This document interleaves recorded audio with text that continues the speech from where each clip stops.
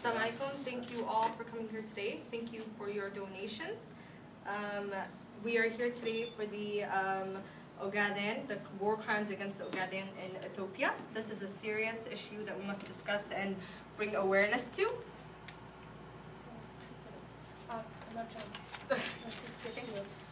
Before we begin, I'd like to introduce Dr. Mohammed Gas for a little presentation introduction.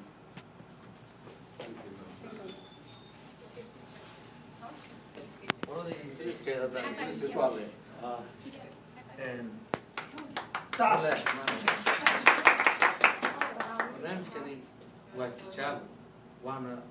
si dhaba una ula jiraa Canada 6 qof aan ku ogolaanay in amnesty Canada way qabtaan marka lixdii baan ka mid ahaa waxaan qaban lahayn labadaankii koox dib u dhacay saas uu kala yeelay next year fahmnaa in target fiican sameysano soddon kun baa idin la isu keeno 2,000 buu marayaa qofkii raba online uu ka geli karaa uu arki karaa uu la socon karaa gabdhaheena mid ka mid ah inoo sheegi doonto anigu waxaan ka mid ahaa dadkii amnesty ay ka soo badbaadisay Ethiopia sidaan uma ololaynayay yani human rights abuse badan baa ka jira ya qofkii witness dad ajnabi ah la joogo meerka waan invite gareynay really time is short next year waan imanaya MBA xaafadda waan u yeernay sidaas kale tuuyi waana runoo deennagii baaba maaragtay yani soo iman lahaa dadka ajnabiga time ku shaqeynaya way aqaseen yimaadaan tusaale iyo training haynoo ahaato next year baa inoo ballana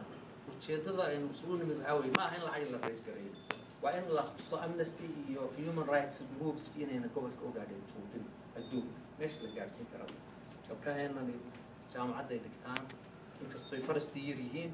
4 more years 5 more years bay dhigan doonaan they are going to start to advocate for human rights activity in the future inshallah and they will be working with the community very closely ayana halkaan aanu celinayaa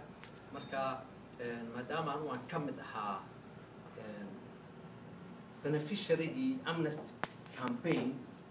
markii abaaruhu dhaceen ee Ethiopia ay ku jirtay dagaalka Eritrea